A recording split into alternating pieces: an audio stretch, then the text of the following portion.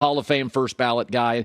A lot of fans are like, how are the Rams doing it? What bank are they using? I don't understand it. They draft well, and they pay the right positions. So Wagner's a terrific pick. So I want you to think about this. And this is really a thing. Let me use as an example the Chicago Bears and the Rams. Now look at this. Here's who the Bears pay. A safety is their highest paid guy. A backup quarterback, Nick Foles. A guard, Cody Whitehair. What the hell are you doing? The Rams' highest paid players are quarterback, star receiver, star corner, star defensive tackle, and a pass rusher. They're paying, that's who you want to pay in the NFL today. Quarterbacks, receivers, edge rushers, great corner. Leonard Floyd's a linebacker, but he's an edge rush, right? Like, I'll pay that guy. 4 Hall of Fame talents, and Leonard Floyd, really good. Now think about that. They're paying the wrong people. If you're going to redo your house, don't worry about the garage. Don't overspend on landscaping. Get the kitchen right. So how are the Rams doing it? The Bears don't even know who to pay. Nick Foles is a backup quarterback. You should be paying him a nickel.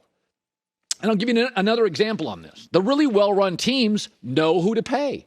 The really smart, people that build homes, they know where to put the money. So, in fact, Eddie Jackson for the Bears at safety is a bigger cap hit to the Bears than Matt Stafford, the quarterback, is for the Rams. What are you doing? By the way, the Seahawks, the Vikings, and the Bears spent a lot of money on safeties. That's not where you spend your money. The Rams had a good safety, John Johnson. Let him go to Cleveland. He was really good. Called defensive plays. Let him go. Why? He's a safety. They've also let tight ends go because they're tight ends. So this is why I say be very careful about the brilliant Patriots. Look at the Bills in New England. New England, Matthew Judon, all pay. Gets to the quarterback. The next 4 biggest salaries are 2 tight ends and 2 number 3 receivers. What are you doing? Look at who the Bills pay. A star quarterback, edge rusher, corner, left tackle, and receiver. Buffalo has figured out the new league. The Rams have figured out the new league. The Bears are lost, and the Patriots are living in 1997. You can't be paying 2 average tight ends and 2 average wide receivers for your top 5 paid guys. It is remarkable. So when you wonder, well, what are they doing? Folks, in every single industry in the world, 5% of the realtors sell 80% of the homes. Reed Hastings, Netflix, is smarter than virtually everybody else in the streaming business. Jeff Bezos is smarter than you. I always tell the story. When I was younger, Microsoft kind of developed like late 70s, I think, Bill Gates, Paul Allen. People used to make fun of them, because they were kind of dorky kids. The dorky kids took over the world, right? And so there's a lot of money in Seattle based on a lot of people that have worked at Microsoft for 30 and 40 years. So Seattle's a very wealthy city because of they were sort of, pioneers in all the tech stuff. And I've known a handful of Microsoft people, not well, but have known them. And years ago, Jeff Bezos created a business to sell books online, and he was looking for money. And he went to some of the Microsoft guys and said, hey, could you give me $100,000 or $50,000? And to a person, the Microsoft millionaires were all like, that's the smartest guy we've ever met, not Bill Gates. Bezos is the smartest guy. Bill Gates is the second smartest guy. Bezos is the smartest guy we've ever met. He's now the richest man in the world. So smart wins. And there's just certain teams in the NFL, they're just smarter. Buffalo's front office ownership, really smart. Rams, really smart. And let's be honest about the Bears. They've been lost for decades. They're paying the wrong people. You can pay 5 players in this league a ton of money. It better be a quarterback, somebody that gets to the quarterback, maybe somebody that protects the quarterback, a weapon for the quarterback, and throw in a Jalen Ramsey, somebody that can neutralize their biggest weapon on a good day. With that, we bring in Rick Bucher. I don't know where he spends his money.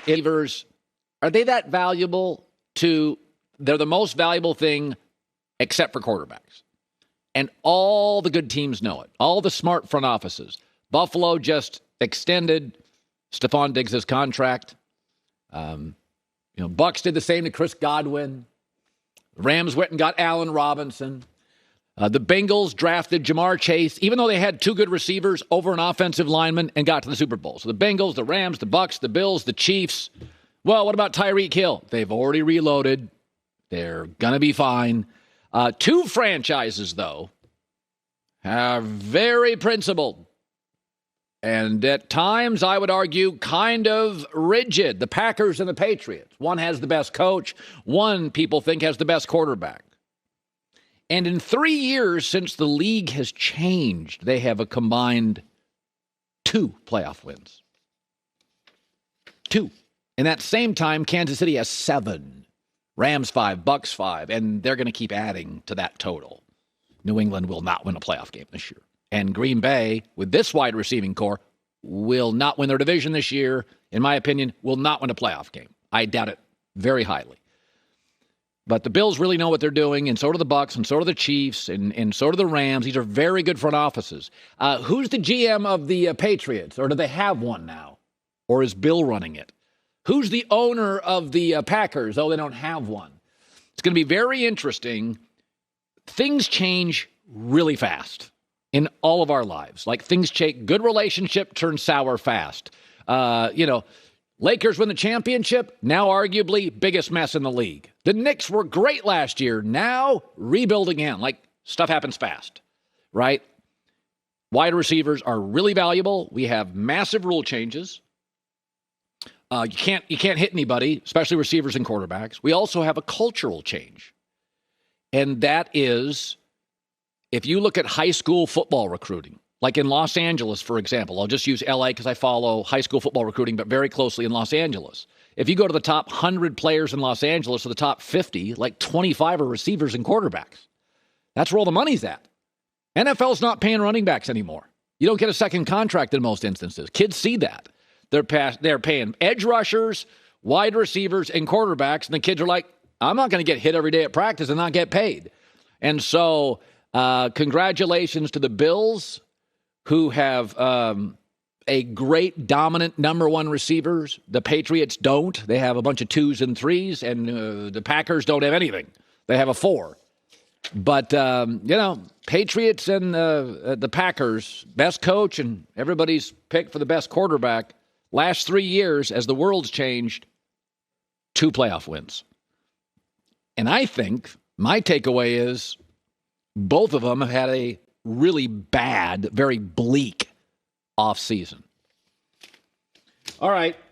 Rick Bucher is the Herdline News. The draft is approaching. It's not a strong quarterback draft. It's not a strong top star draft, which kind of actually gives me a little suspicion. What? I don't know. I feel like all these players are hearing how this isn't really a good draft, and no, it's true. Yeah, a lot of underdog mentality coming out of this draft. No, that's very true. Is when you're told, you're part of a terrible draft. It's amazing. There's no attitude in this draft. Right. I mean, there's no attitude. Everybody feels like they're getting dumped on. Yeah, right. Even the number one pick's going to be like, oh, well, I was doubted. I was part of that draft. It didn't matter. Well, Kenny Pickett is a quarterback that is expected to be taken pretty high in the draft, and he thinks he will be the top quarterback taken this year. I'm a mobile guy that came in a West Coast pro-style system. I started a program that was 5-7 the first year I was in it. Mm-hmm. We left as ACC champions, 11-2.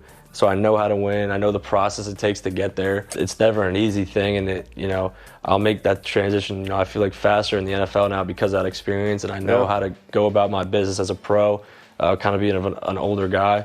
I think that's at the end of the day, that's what coming out of the position. It's like, can you win? Do you know how to handle all the things that it takes to be a quarterback? And I definitely do. So I think I am QB1. Well, the good news, Joey, he probably won't go in the top 5, meaning there's a chance he goes to a reasonably stable franchise. Well, yes. I mean, when it comes to quarterbacks, where you end up is a huge part of your, at least early success in the league. Now, we have seen some talents be able to rise above a dysfunctional organization or elevate a team that isn't that great. But at one point or another, moves have to be made if they're going to end up having a long, successful career. So you're right. Now, the Saints recently grabbed a second-round pick, so they could potentially jump ahead of the Panthers and draft Pickett. It's an interesting draft when it comes to the quarterbacks, because while everyone is looking for a franchise quarterback, this is a draft that is light on the high-end quarterbacks. And the top of the draft kind of has a lot of teams that have either their franchise quarterback or a young quarterback that they have just recently drafted. Yeah, there's not a lot of space now. Right. So there's really only two teams that we think are truly in the conversation at the top of the level of drafting a quarterback, which would be the Panthers and the Seahawks, because they're the only ones that don't have starting quarterbacks. Well, right Atlanta, now. throw Atlanta in there. Well, yes, but Atlanta did acquire Marcus Mariota, so they don't necessarily